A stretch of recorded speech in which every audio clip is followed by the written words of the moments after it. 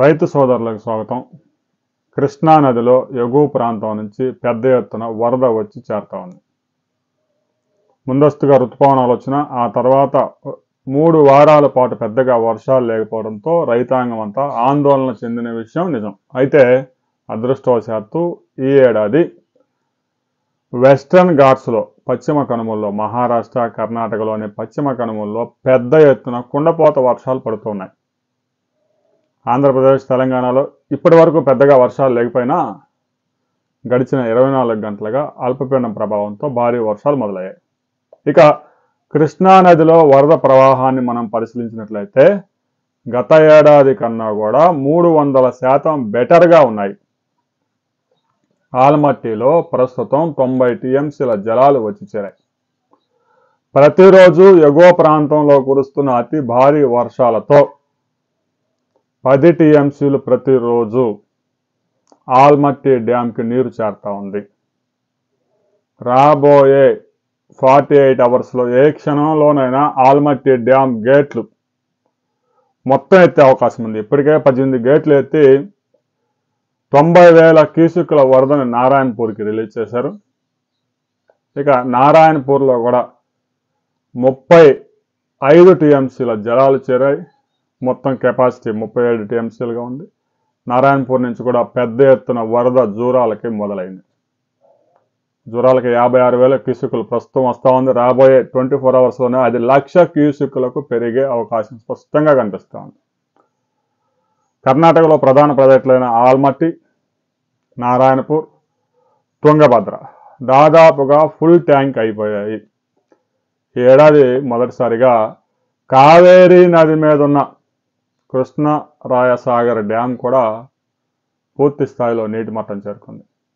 Western ఘాట్స్లో ఒకే రోజు 10 సెంటీమీటర్ల వర్షపాతం నమోదైంది.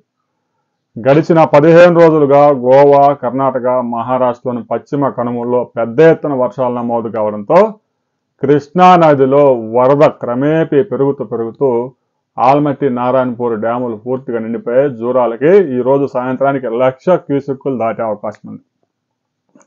జూరాలు ఇప్పటికే 9 టీఎంసీలు ఫ్లడ్ నిల్వ చేశారు. ఇంకొక 3-4 టీఎంసీలు గ్యాప్ ఉంచారు. వచ్చిన వరదను వచ్చినట్టు విద్యుత్ ఉత్పత్తి ద్వారా గేట్లు ఎత్తడం ద్వారా శ్రీశైలం జలాశయానికి రిలీజ్ చేస్తూ ఉన్నారు. శ్రీశైలంలో ప్రస్తుతం 93 టీఎంసీల వాటర్ చేరింది. ప్రస్తుతం ప్రతిరోజు 3 నుంచి 4 టీఎంసీల జలాలు వస్తూ ఉన్నాయి. 885 అడుగుల ఫుల్ ట్యాంక్ లెవెల్ శ్రీశైలం ఉండగా ప్రస్తుతం శ్రీశైలంలో 858.5 అడుగుల నీరు చేరింది.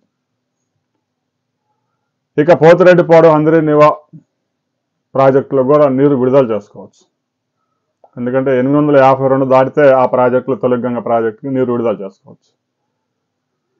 జల విద్యుత్ ఉత్పత్తి కూడా తెలంగాణ ప్రభుత్వం నిలిపివేసి భీమా, కోయల్ సాగర్, కలవకుర్తి ఈ లిఫ్ట్ ఇరిగేషన్లన్నీ 4,300 క్యూసెక్కుల నీటిని తెలంగాణ ప్రభుత్వం వాడుకుంటా ఉంది. తప్పులేదు వరద జలాలు వాడుకోవడంలో. ఇక శ్రీశైలం ప్రాజెక్టు రాబోయే 12 డేస్లో శ్రీశైలం ప్రాజెక్టులోకి మరో 110 టీఎంసీల జలాలు చేరే అవకాశం ఉంది. జూలై ఫస్ట్ వీక్లో ఏ క్షణంలోనైనా శ్రీశైలం ప్రాజెక్టు పూర్తి స్థాయిలో నిండే అవకాశం ఉంది. ఎందుకంటే ఎగువ ప్రాంతాల్లో ఇక నీటిని నిల్వ చేయడానికి అవకాశం లేదు. ఆల్మట్టి, నారాయణపూర్ జూరాలు ఫుల్గా నిండిపోయాయి కాబట్టి వచ్చిన ఫ్లడ్ అంతా శ్రీశైలానికి చేరుతా ఉంది. ఈరోజు సాయంత్రం నుంచే శ్రీశైలం ప్రాజెక్టుకి 1,00,000 క్యూసెక్కుల వరద వచ్చి చేరబోతా ఉంది. ఆ ఫ్లడ్ కంటిన్యూ అయినా కూడా రాబోయే 10-12 రోజుల్లో శ్రీశైలం ప్రాజెక్టుకి 200 టీఎంసీలు దాటే అవకాశం ఉంది. రాబోయే కొద్ది రోజుల్లో ఇక శ్రీశైలం ప్రాజెక్టులో కూడా జల విద్యుత్ ఉత్పత్తి చేసి నాగార్జున సాగర్కి పెద్ద ఎత్తున వరదను వదిలే అవకాశం ఉంది. ప్రస్తుతం అయితే శ్రీశైలం నుంచి కేవలం ఒక 3,500 క్యూసెక్కుల ఫ్లడ్ మాత్రమే తాగునీటి అవసరాల కోసం నాగార్జున సాగర్లో 510 అడుగులు మెయింటైన్ చేయడం కోసం రిలీజ్ చేస్తా ఉన్నారు. హైదరాబాద్ మహానగరానికి మంచినీటితో పాటు తెలంగాణలో అనేక వేలాది గ్రామాలకి మంచినీరు అందిస్తూ ఉన్నారు. ఆంధ్రప్రదేశ్లో చెరువులు నింపడానికి కూడా ఒక 5 టీఎంసీలు కృష్ణా రివర్ బోర్డు కేటాయించింది. తెలంగాణకి 10 టీఎంసీలు కేటాయించింది. అందుకు గాను శ్రీశైలం నుంచి ఒక 3,500 క్యూసెక్కులు డ్రా చేస్తూ ఉన్నారు. ఇక శ్రీశైలం అయితే జూలై ఫస్ట్ వీక్లో నిండుతుంది. ఆ తర్వాత 25 నుంచి 28 రోజుల్లో నాగార్జున సాగర్ కూడా దాదాపుగా ఒక 200 టీఎంసీల జలాలు చేరే అవకాశం ఉంది. ఆగస్టు ఫస్ట్ వీక్ నాటికి కృష్ణానది మీద ఉన్న ప్రాజెక్టులన్నీ జలకళ సంతరించుకోబోతా ఉన్నాయి.